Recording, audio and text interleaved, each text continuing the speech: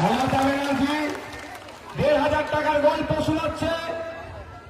থাম চিহ্ন ১,৫০০ টাকার কম নাই, থাম চিহ্ন বলছে, কাস্তা ধরে তারা চিহ্ন বলছে।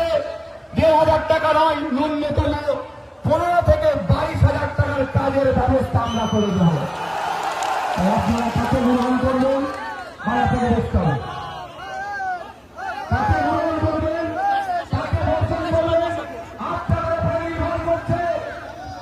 জোড়া ফুল বলছে রাত ৮টার পরে মায়েরা নাকি কাজে যেতে পারবে না।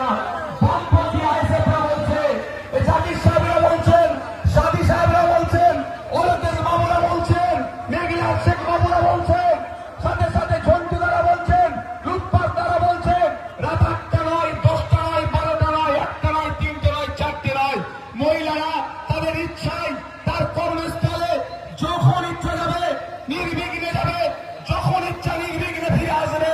দায়িত্ব নিরাপত্তা আমরা কাঁধে তুলে দেব।